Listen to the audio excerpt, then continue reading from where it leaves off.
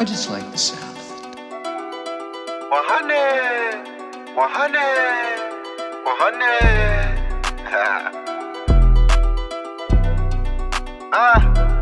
100. Read, remember, repeat. Y'all know what come first in this show. We definitely showing love. If y'all know my body, y'all know we showing some love on this show. Shout outs to Doc Spills and Iron Mastery Academy. Like I told you, they making trading simple. Learning how to invest by just simply matching your colors. You match your colors and you win trades, man. I'm telling you guys, this is simple. And I think this is what we all should be getting into as far as managing our own money and managing our own finances. Golf course. Talking about pennies and diamonds. Wristwatch, go TikTok. But it ain't there for the timing. I put that boy on payroll. He conversate with the client. Surround your mind with greatness. Some of it will rub off. This is my office. This is where I start my day. And every day I read something. Form a habit of reading every day. It's about profit. Focus. And always, family, remember this. Read, remember, and repeat. All you have to do is that, man. Big Mitch, man. Thank you. I said I am grateful. I'm happy to be here. We remember repeaters. We are on a circle. And we on page 47. We on the ritual. That's the chapter that we on. So without further ado, let me jump right into it. Allow yourself to experience the colors, sounds, smells, senses, and people of your sacred space. What is the language of your sacred space?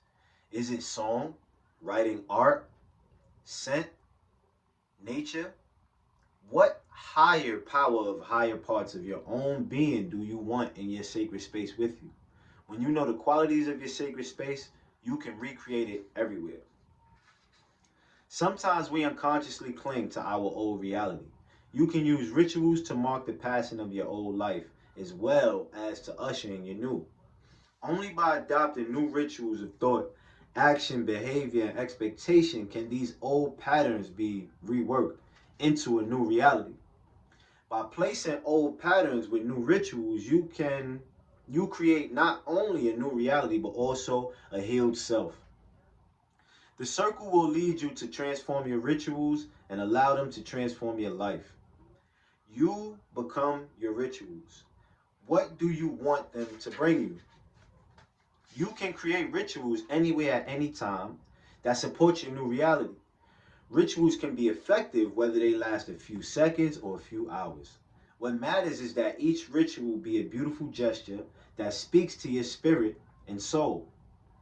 A ritual can even be embodied in a melody, drawing, or other symbol, so that its mere presence instantly triggers a positive internal state.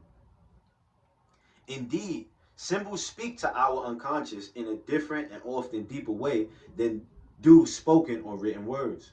You can create a ritual around anything, from the way you get up in the morning to the way you greet strangers, to the way you prepare your food, set an extra place at the dinner table for the partner you expect to enter your life.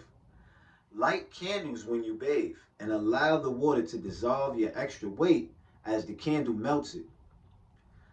Cover a notebook with drawings of your new reality, or create a collage of your new reality and hang it in front of your bed.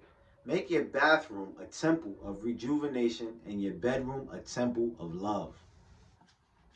Each of the other elements can be ritualized too. One circle student cleverly designed a ritual around her reality tales. She made a ritual of writing down in her calendar future events that would occur on the way to her new reality. Use rituals to mark changes in your life, whether positive or negative. Celebrate the successes and victories. Acknowledge and mourn the losses, and allow the energy of disappointment to become the energy of faith and transformation. And always honor the journey. Ritual empowers the act of creation. A ritual begins with intent. You decide what you want to create: joy, love, a new home, a closer relationship, a healthy body, and you create its pattern through ritual. Here is a simple format for a ritual. Gather things that represent for you what the ritual is intended to create. This could include objects, artworks, prayers, candles, herbs, food, anything that represents your creation. If you have no such beliefs, you can call upon the power of your own subconscious to aid you. You may want to begin with a prayer from your religion or create a prayer that intends the highest good of all concerned. Create something that embodies your intent. If you want to attract love, you can sculpt you and your lover out of clay. If you want to create physical healing, you can hold a glass of tea in your hands and drink it, knowing that as the fluids enter you, it heals you. You could draw a picture of your new reality and carry it with you throughout the day. End with a prayer or affirmation that leaves your creation with the energy of the circle. Rituals can be integrated into daily activities. When you sit at the breakfast table with your family, raise your morning juice glasses to make a toast to a great day. Hug your child or spouse with joyful intention. Well-wishing is one of the most powerful blessings we can give. Family, it is sauce time, and we on apprenticeship. See y'all in a few seconds.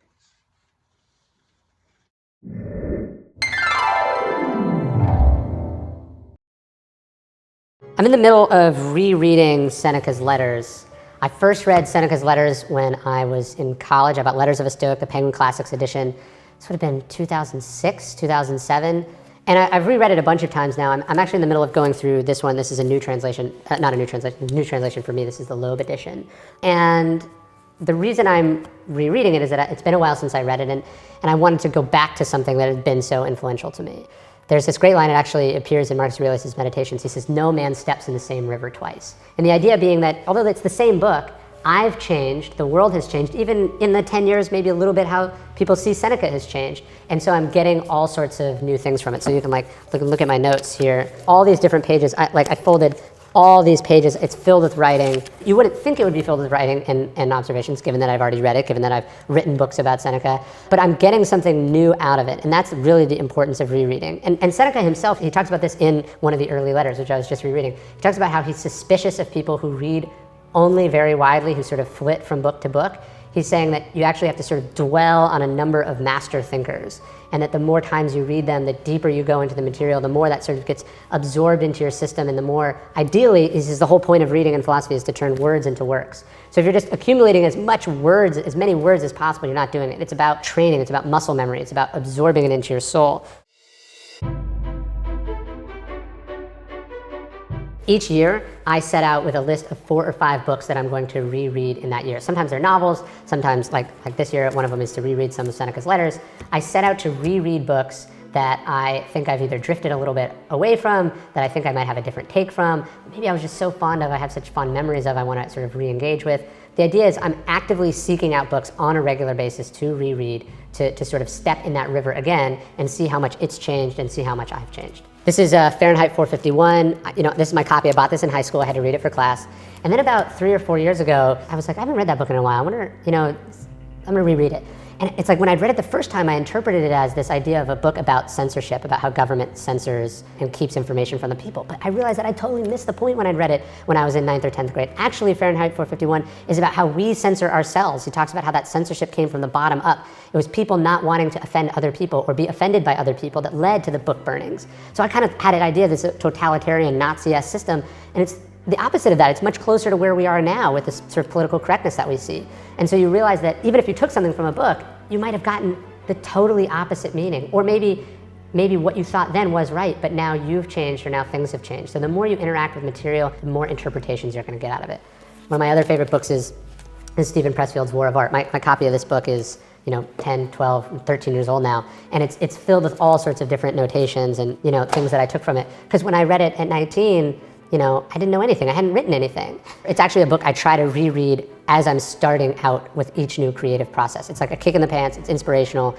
I'm trying to take it to a higher level with each book. So, I have books that I reread each time. One of the other books I read Tolstoy's Calendar of Wisdom every year. I'm on my, I think, 2.5 years in, and I'm hoping to, have 100 more reads of that book, right? Each time I read it and I notice things that I missed the first time, or I notice things that I feel differently about the second time, the more you engage with the material, the more you will come away with. Epictetus is like the philosophers were not content with mere learning, but you have to add practice and training. Too easily we forget what we learn, and it just sort of goes in one ear and out the other. And so what rereading is really about is about taking our understanding of the ideas to the next level. So I've probably read Meditations 100 times. I've probably personally typed out almost every passage in that book at one time or another. I've done it by hand. I've done it for social media quotes. I've done it for passages in my own writing. I'm just constantly interacting with this material. And the things that I took from Marcus Aurelius' Meditations when I was 19 is different than what I took from it when I was 29, and hopefully it will be very different than what I take from it when I'm 39, if I'm lucky to live that long. The text stays the same, but we change, right? And so I just find something very satisfying, and even when I am rereading the same version of an old text, even noticing what I marked before, noticing what I didn't mark before, how I could have missed things. Sometimes I even sort of get glimpses or feelings of like what mood I was in when I must have read it the first time, what I was eating, like from the food that I spilled in it. It's just this deeper relationship to the material that's really, really important.